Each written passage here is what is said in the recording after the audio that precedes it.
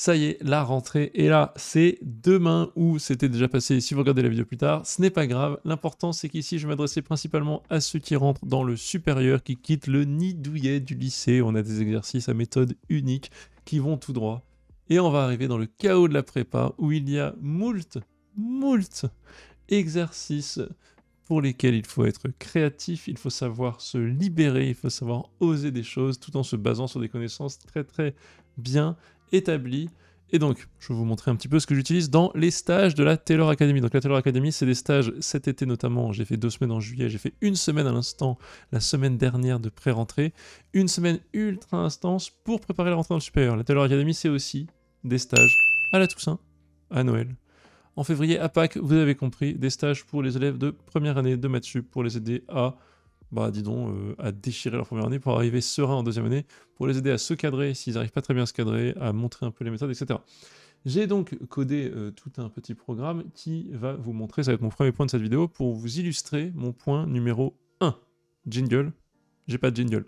Mon point numéro 1, c'est comment apprendre son cours. Je vous explique un peu la norme qu'il faut se mettre en tête. Donc bien sûr, ça va être dur à atteindre, mais disons que maintenant, la norme pour pouvoir avoir le droit de dire « j'ai appris mon cours » va être beaucoup plus haute, le standard va être beaucoup plus élevé que ce qu'il y avait au lycée.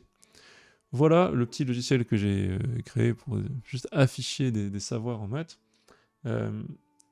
Il consiste en 2 colonnes qui vont être le fondement de ce qu'il faut avoir dans votre cerveau. Donc là, je suis sur un chapitre qui s'appelle « Limite et continuité », si vous voulez. Ce que je dis à mes élèves et ce que je vous dis à vous, c'est que pour connaître son cours, pour avoir le droit de dire « Écoute Antonin, je connais mon cours, voici ce qu'il faut atteindre ». Il faut être capable de me réciter, de me dire exactement ce qu'il y a dans le cours. C'est-à-dire quels sont les ensembles de points à connaître. Prenons la continuité par exemple, il faut savoir ce que c'est la continuité à gauche. Il faut savoir ce que c'est la continuité en un point. Il faut savoir la définition formelle, ça c'est toutes les définitions de première année de prépa. Il faut savoir comment se composent des fonctions continues, etc. Il faut aussi savoir des points sur la quantité sur un segment, voilà, il y a beaucoup de points. Il faut savoir lister les points et les théorèmes de cours qui sont dans le cours, parce que quand vous savez lister ce qu'il y a dans le cours, vous savez implicitement ce qu'il n'y a pas dedans.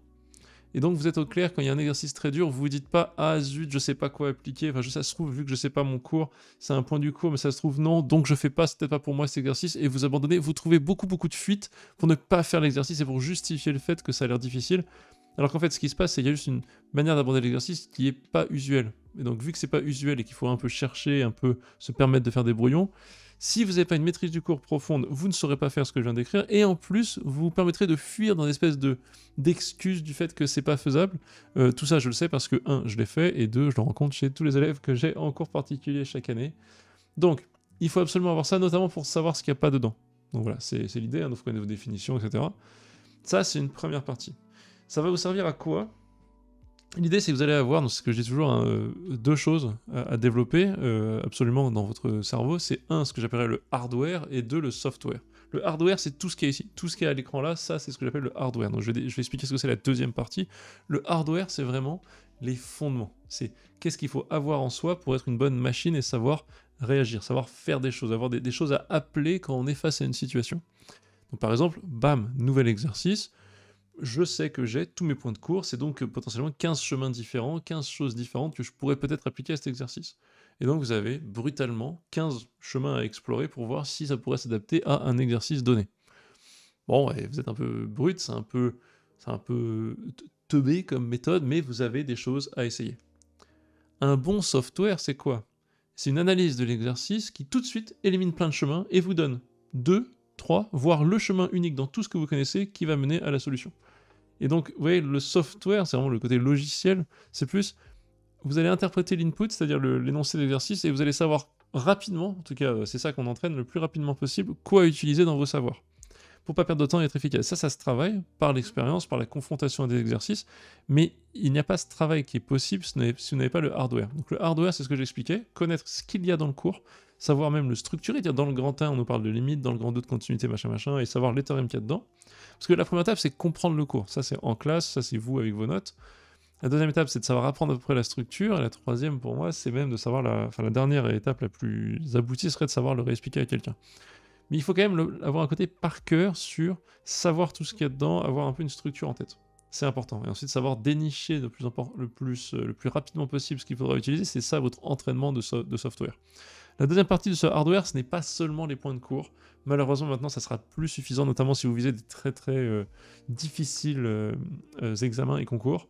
Il faudra aussi avoir une liste de méthodes typiques, c'est-à-dire des méthodes de résolution typiques qu'on rencontre en exercice assez souvent. Et donc ça sera à vous de voir en fonction des méthodes les plus classiques montrées par vos profs ou des méthodes que vous rencontrez dans les exercices. Et l'idée, ce ne sera pas de faire 600 exercices, mais plutôt de repérer dans les exercices des choses, des techniques, des calculs qui ne sont pas des éléments de cours exactement, qui sont des éléments de résolution qui arrivent souvent. Un peu choper, si vous pouvez, l'essence d'un exercice et voir si elle pourra se réappliquer ailleurs. Ça, c'est à côté. Donc, il y a deux fondements du hardware pour entraîner ensuite ces softwares. Les deux fondements, c'est le cours, les méthodes types. Les méthodes types, ça serait par exemple ce qui est à droite ici. Utiliser des quantificateurs. Bon, c'est un peu du cours. Prolonger par continuité une fonction. Ça, c'est une technique qu'on voit souvent. Étude totale de continuité. Bon. Démonstration théorique. Ok. Équation fonctionnelle. Qu'est-ce qu'on fait avec ça? Étude du nombre de solutions par TVI. Technique typique. Alors là, elles sont un peu spéciales. Tout ça, il y a des trucs aussi qui sont hors programme, mais étude de suite implicite par continuité. Très typique, ça tombe aux euros de concours. Et vous voyez ici comment j'ai rangé tout ça. Moi, ce que j'ai fait, c'est que j'ai mis la méthode, qui est le truc clé, et ensuite des illustrations avec des exercices. Mais c'est pas les exercices qui prévalent. L'important, c'est de connaître la méthode, de la maîtriser, de la rencontrer. Voilà, j'ai un vrai ou faux. J'ai un exercice un peu compliqué de réflexion comme celui-ci. Et quand vous voyez un exercice comme ça, donc typiquement cet exercice, c'est très bien, il faut savoir un peu analyser, quoi. Se dire, ok, mais qu'est-ce que je fais avec ça? Le premier truc à faire souvent, moi c'est ce que je dis tout le temps et que j'ai hurlé à tous mes élèves, donc on était une douzaine dans le stage de fin août, faites un dessin. En fait, vous allez avoir d'un côté cette exigence d'apprentissage du cours, enfin, elle viendra de vous en fait. Là, je vous la donne. Les profs vont peut-être pas vous faire des contrôles de cours pour vérifier que vous l'ayez. Si vous ne l'avez pas, vous allez dans le mur. Ça, c'est moi qui vous le dis, mais vous avez cette exigence envers vous-même, disons, voilà, de cours, et ensuite vous avez aussi le pendant de ça, positif, une liberté totale. Vous voyez cet exercice? Cet exercice, c'est pas du tout un exercice de terminale DS. Montrez que, faites ça en utilisant la petite b, montrez la c, enfin c'est pas guidé. C'est voici une fonction qui vérifie une propriété, montrez alors que. Et là c'est montrer, démontrer, débrouillez-vous. Et faut pas que ça soit angoissant, faut pas le voir comme avec un esprit de terminale. Il faut se dire, écoutez, maintenant, disons que je connais mon cours, donc je vais faire l'exemple avec celui-là. Disons que je connais mon cours, qu'est-ce que je peux faire avec ce truc? On va réfléchir. Moi, je vois, par exemple, f continue. Bon, je prends, ok, ça veut dire que je lève pas le stylo, plus précisément que la limite de f de x quand x s'enverra, c'est f de a, etc. Tel que pour tout x, on a f de x au carré égale 1. Donc chaque valeur d'image pour un antécédent x donné, donc f de x carré, au carré, vaut 1. Démontrer que f égale 1 ou f égale moins 1. Ça, f égale 1, typiquement, il faut bien le comprendre. Déjà, il y a un truc d'interprétation de l'énoncé. F égale 1, si vous voulez, ça veut dire f égale la fonction constante égale à 1. Ok. Ou f égale à moins 1.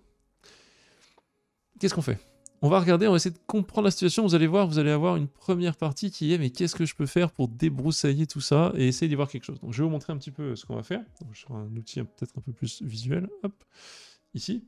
Je vais vous montrer ce qu'on va faire avec ça. Le premier truc à faire, donc une fois que vous avez bien compris, donc là on est dans la partie 2 de la vidéo. Partie 1, c'était, vous avez compris les fondements et comment organiser son cours.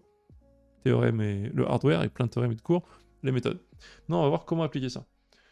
Bon, première méthode générale qui s'applique à toute la prépa et à tous les examens en général, c'est faire un dessin au maximum du possible. Qu'est-ce que ça veut dire? Enfin, comprendre en prenant des exemples. C'est faire un dessin et prendre des exemples un peu bêtes. C'est j'ai ma fonction f et je comprends que par exemple, f de 2 au carré, sous les f de 5,4, je prends n'importe quel x, au carré égale 1. Qu'est-ce que je comprends? Ça veut dire que f de 5,4, je prends au hasard, égale 1, ou f de 5,4 égale moins 1. Et dès qu'on prend un 5,4, on comprend un peu ce qui va se passer, peut-être un peu plus. Ok, mais peut-être qu'il vaut moins 1, peut-être qu'il vaut 1, peut-être que le prochain, genre f de 7, vaut 1 ou moins 1 aussi. Donc dans ces cas-là, à quoi ressemblerait une fonction vérifiant quel que soit x, f carré de chaque x vaut 1, Et bien j'ai soit des points qui valent 1, soit des points qui valent moins 1. Donc si je trace les droites 1 et moins 1, j'ai des points de ma fonction f que je vais tracer en vert, qui sont ici, ici, ici, ici, qui valent 1, et d'autres qui valent moins 1. Et je me rends compte que j'ai un peu une distribution infinie, là, de plein de points, l'un sur 1, l'autre sur moins 1. Toute fonction f vérifie ça. Donc f carré de x égale 1, ne pas se dire tout de suite, bah c'est bon, ça fait bien f égale 1 ou f égale moins 1. Non, ici c'est f de x, un nombre donné, Ici, c'est f une fonction en général. C'est f, ça, le 1 représente la fonction constante égale à 1, alors que f représente la fonction f. D'où la distinction, les profs vous ont tapé sur le doigt des fois pour dire attention, quand on parle de f, on n'écrit pas f de x. On croit qu'on vous embête dans un exo comme ça. C'est toute la... Si vous n'avez pas compris ça, vous allez passer à côté en gros. Donc j'ai cet exercice, je me dis, oui, ok, mais ça peut être de chaque côté. Mais quelle est donc l'autre hypothèse qu'on me donne? J'ai cette hypothèse-là, ok, mais f est continue. Alors là, Fiat Lux, on comprend. Merci le dessin, je capte. Si elle est continue, bah il n'y a pas moyen que je fasse plein de sauts comme ça. Parce que là, vous voyez, j'ai un point vert, ma fonction elle est en vert. Hein. J'ai mis en orange les asymptotes, si vous voulez, enfin les droites. Et pour l'instant, ma fonction est en vert et je vois que j'ai des sauts partout. Et là, je comprends. En effet, c'est pas possible. Si j'ai cette propriété-là et que je reçois 1 ou moins 1 et qu'on m'impose, blam, coup de marteau, la continuité, je ne peux plus sauter, clairement. Si je ne peux pas sauter, bah, il faut que tous les trucs, tous les points soient côte à côte, donc ils sont soit tous là-haut, et donc j'ai que du vert ici, soit tous en bas, et j'ai que du vert, on a dit, ici. Voilà, c'est la fonction deviendra ça ou ça. Je comprends. Donc là, j'ai déjà passé l'étape de l'incompréhension et je comprends ce qui va se passer.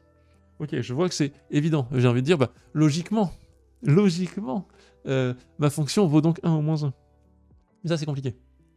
C'est compliqué logiquement parce que, ben, c'est pas... On n'aime pas ces mots, c'est les mots interdits. Donc moi, dans les stages que je fais, à chaque fois, je dis, vous avez le droit de... Je vais jamais vous dire non à une piste, vous me lancez une piste, tiens, on pourrait faire ça, je vais toujours dire oui, on essaye. Par contre, vous, de votre côté, vous avez deux obligations. C'est interdit de dire logiquement ou forcément, parce que forcément, ça veut dire je fais pas de démonstration, je me fie que à l'intuition et je pense que ça vaut démonstration. C'est très clé d'avoir l'intuition, mais c'est pas une démonstration.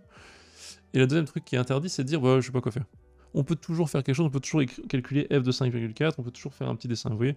Il faut juste libérer ça en vous et vous dire ok, je vais être proactif. Si vous êtes proactif et si vous rendez la vie facile, dites-vous que ça c'est votre... je sais pas, c'est un jeu vidéo le truc, c'est un ennemi, et vous devez trouver ses faiblesses en vous aidant vous. Donc vous appelez vos... je sais pas, je vais faire le truc de geekos total. Mon sort de dessin, et hop, ah j'ai mieux compris, voilà. Vous avez compris, il faut vous donner des outils parce que l'énoncé va pas faire A, B, C, D pour vous aider. Des fois il le fera, mais il y aura beaucoup d'exos de concours notamment qui ressembleront à ça.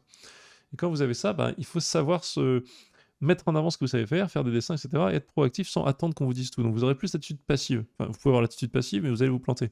Il faut se dire, à ce moment-là où je fais cet exo, toute mon énergie, tout mon cerveau, toute ma concentration est sur cet exo. J'ai envie de le faire. Il faut que je sois proactif et que j'ai envie. Pas que je me dise, oh, je subis, je voulais qu'on m'aide et donc je suis frustré. Je veux pas faire, aidez-moi et donc j'arrête et je fais rien. Faut pas avoir d'attitude négative, faut essayer des trucs. Je vous dis juste ce qui marche. Après, c'est des conseils. Je me permets bien sûr, mais voilà, vous avez compris. Donc maintenant j'ai ça, qu'est-ce que je fais? On a vu vite fait qu'il y a des définitions qui existent de la continuité. Donc peut-être que je peux utiliser une définition formelle de la limite et dire une limite, c'est quand je suis coincé dans un couloir. Et je pourrais tenter de dire que si je prends un couloir assez petit autour de 1 et que j'ai une fonction et que j'ai un point moins 1 en dehors, ça va être en dehors et donc je vais jamais tendre, je vais jamais continuer. On pourrait tenter un truc comme ça. Je sais pas si c'est faisable, moi j'ai la flemme. Donc je vais réfléchir à qu'est-ce que j'ai dans ma tête. Sur la continuité, est-ce que j'ai pas des choses qui pourraient m'aider? Est-ce que j'ai pas des théorèmes? Donc les théorèmes de continuité, il n'y en a pas 12 000, il y en a sur les suites. Le plus gros théorème, c'est le TVI. Théorème des valeurs intermédiaires. Et là, je me dis, est-ce que ça, au lieu d'arriver à des définitions avec des epsilon et tout, ce qui serait peut-être un peu maladroit, est-ce que je peux avoir une espèce de macro-théorème, le TVI typiquement, qui m'aide? Le TVI, est-ce que je le rejette là? Si je prends toutes les pistes devant moi et je pense à cette grosse piste qui est là, le TVI, j'essaie d'entraîner mon software et pour voir est-ce que ici ça serait adapté ou pas, quels sont les petits indices qui peuvent m'aider à voir si je l'exclus ou si je l'utilise, je le considère et je vois. Bah, le TVI c'est quoi? C'est potentiellement toutes les valeurs sont atteintes dès que j'ai, enfin oui, si j'ai une fonction qui est entre f de a et f de b, elle fait tout ça. Ce que ça me dit c'est que même si elle fait sa vie comme ça, je sais à coup sûr que toutes les valeurs ici vont être atteintes. Donc voilà, j'ai une fonction comme ça, hop. Toutes les valeurs entre f de a et f de b, celles-ci vont être atteintes, c'est sûr. Même d'autres seront atteintes peut-être, hein, qui sortent du truc, mais voilà. Et là, j'ai des valeurs qu'à un endroit, à un autre endroit, je vais en dire qu'elles sont qu'à un endroit. Je me dis, attends, mais si j'ai une valeur ici, et une valeur ici, et qu'elle est censée être continue, bah tout de suite le TVI va m'aider, il va me dire, bah mais donc, en fait, je devrais avoir ça. Le TVI me dit, je ne devrais pas avoir de saut. Et donc, je devrais avoir ça. Et là, je me dis, ah, mais ça c'est bien, ça va me permettre de mettre des mots et des maths sur la logique que j'avais, le logiquement. Donc je suis là, je fais, ah, mais oui, en fait, je vais plutôt faire une démonstration par l'absurde, vu qu'on me demande de montrer que tous les points sont à un seul endroit, tout de suite je vais faire une supposition, bah, supposons qu'il existe 2 points, un à chaque endroit. Et là, Fiat Lux, encore une fois, je sais ce qui va se passer, ça va marcher. Et c'est comme ça qu'on fait un exo, donc je vous le redis si vous voulez. Supposons que il existe x0, f de x0 égale 1, et x1 différent de x0, donc je vais dire supérieur, mais ça pourrait être inférieur, ça ne change rien, tel que f de x1 égale moins 1. F continue, par hypothèse, implique TVI, il existe C, appartient à, donc je vais écrire un x0 ici, ça c'est x0, voilà, x1, la valeur ici. Il existe C, appartient à x0, x1, tel que, ben en fait comme, je peux mettre aussi comme hypothèse continue, et 0 appartient à moins 1, 1, tel que, plein soleil, f de C est égal à 0. Mais j'aurais pu prendre 3 septièmes. En fait, l'idée c'est, je suis censé avoir quelque chose comme ça, vu qu'elle est continue. Je suis censé passer par toutes les valeurs entre 1 et moins 1. J'ai pris 0 pour le principe parce qu'il est au milieu. Ça marche encore une fois très bien avec 1 tiers ou 4 septièmes ou, je sais pas, pi sur 8. Vous voyez ce que je veux dire? N'importe quelle valeur ici marchait. Et ben c'est fini. Merci la petite contradiction en une seconde. J'ai dit que si je suppose qu'il existe 2 points tels que les valeurs sont prises d'un côté et de l'autre, alors, et ben par continuité, je vais pouvoir atteindre 0. Or, quel que soit x, f carré de x égale 1, contradiction. Qu'est-ce que je contredis? L'hypothèse initiale, qui est ici. Et donc, bah, c'est impossible. J'ai donc que des x0 ou que des x1, enfin en gros, j'ai tout est égal à 1 ou tout est égal à moins 1.